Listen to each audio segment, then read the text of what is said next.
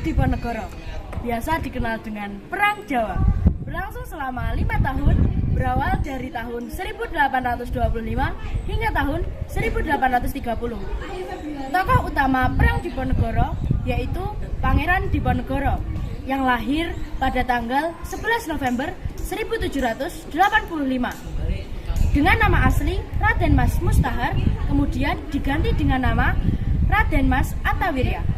Raden Mas Antawirya merupakan anak dari Raden Mas Suraja yang bertahta dengan gelar Sultan Hamengkubuwono III. Sultan Habib II wafat pada tahun 1814 dan digantikan oleh Raden Mas Ibnu Jarot, putra dari istri Permaisuri. Saat itu Raden Mas Ibnu Jarot atau yang kelak bergelar Sultan Habib IV masih berusia 10 tahun.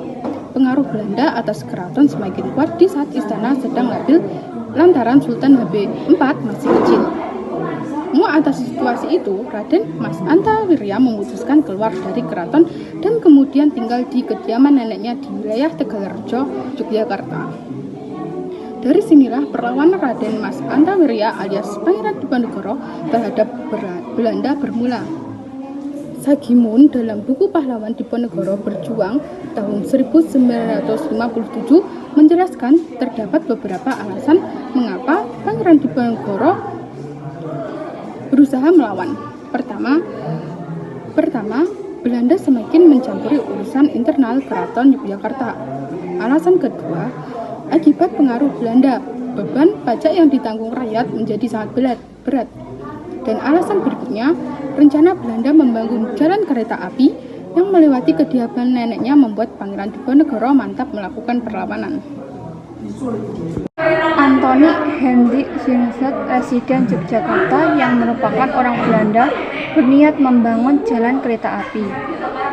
Rencana ini ditentang oleh Pangeran Diponegoro lantaran rel kereta api tersebut mengenai area kediaman neneknya di Tegalrejo. Perang Jawa tak dapat dihindari. Dimulai pada 20 Juli 1825, Pangeran Diponegoro dan para pengikutnya menetapkan strategi gerilya untuk menghadapi Belanda. Yang jelas lebih unggul jumlah prajurit dan persenjataannya. Kubu Pangeran Diponegoro bermarkas di pedalaman Goa Selarung, kawasan pegunungan di wilayah Pajangan Bantul yang terletak sekitar 26 km dari arah barat daya Keraton Yogyakarta. Beberapa tokoh pahlawan yang berandil besar membantu Pangeran Diponegoro antara lain Kiai Mojo dan Ali Basah, sedangkan pasukan Belanda dipimpin oleh Jenderal Hendrik Merkus Diko. Pasukan Diponegoro selalu bergerak masuk keluar hutan, naik turun gunung dan menjelajahi banyak wilayah dari Yogyakarta, Jawa Tengah dan sampai Jawa Timur. Strategi ini sangat merepotkan Belanda yang terpaksa mengeluarkan banyak pasukan bantuan. Belanda terpaksa menarik pasukan yang sedang menghadapi pertempuran di Sulawesi Barat, yakni Perang Padri yang digalang oleh para tokoh Minangkabau termasuk Teunku Imam Bonjol untuk memperbantu di Perang Jawa. Kekuatan Belanda yang semakin bertambah membuat kubu Pangeran Diponegoro mulai tersedak. Satu demi satu pimpinan pasukan Diponegoro tertangkap, termasuk Kiai Mojo dan Ali Basah Sentot Prawirejo. Pangeran Diponegoro diajak berunding dengan syarat keluarga dan para pengikutnya dibebaskan. Pada tanggal 28 Maret 1830, diadakan perundingan antara Pangeran Diponegoro dan Jenderal Di Kok di Magelang, Jawa Tengah. Rupanya ini adalah taktik licik Belanda. Pangeran Diponegoro yang tidak bisa bersenjata justru malah ditangkap. Sekian.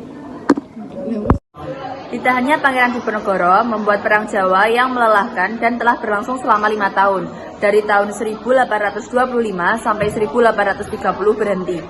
Pangeran Diponegoro kemudian diasingkan ke Manado, kemudian dipindahkan ke Makassar hingga wafatnya tanggal 8 Januari 1855. Secara keseluruhan, dampak Perang Jawa telah merenggut 200.000 korban jiwa, diantaranya 7.000 orang dari pihak pribumi dan 8.000 orang dari pasukan Belanda.